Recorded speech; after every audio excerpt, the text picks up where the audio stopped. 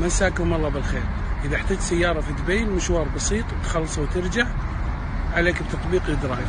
هذه السيارات واحدة اثنتين تمشي. في ناس ينزلونها في المطار، في ناس ينزلونها بالأسواق عند المترو.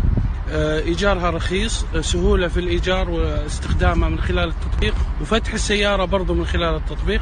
بجربها أنا وياكم الآن، يلا بسم الله. يبان لك من خلال التطبيق السيارات المتاحة للإيجار. في واحدة مي متاحة لأن المستخدم وقفها هنا وما سلمها، بيرجع لها بعد شوي. فكل اللي عليك تختار السيارة اللي انت بيها وتسوي طلب وعلى طول تفتح السيارة. الآن بفتح السيارة، شوفوا يسألك يقول فيها حوادث، وش وضعها، ممتازة، هل الشروط والأحكام. مباشرة تسوي التالي، تفتح معك السيارة.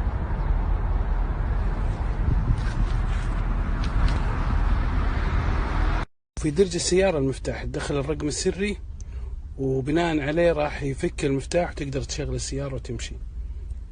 استلام السيارة، بسم الله. طبعا كل شيء موجود في الدرج، الرقم السري يجيك عن طريقهم، وتقريبا سعر الرحلة يمكن من الداون تاون إلى المطار حوالي 30 درهم. تخلص رحلتك التحكم موجود معك في الجوال، تسوي إنهاء الرحلة وخلاص بإمكانك تسلم السيارة في أي مكان. هني شغلة مهمة جدا، إذا خلصت من السيارة يسألك الجهاز يقول لك هل تبغى تنهي الرحلة أو توقف شوي وترجع، فاختار إنهاء. الحين بنقفل السيارة وقفلناها، انتهى الموضوع. طبعا التجربة دي للناس اللي عنده شغلة ضرورية. لو تلاحظون كان 5 سيارات قبل شوي، الآن موجود 3.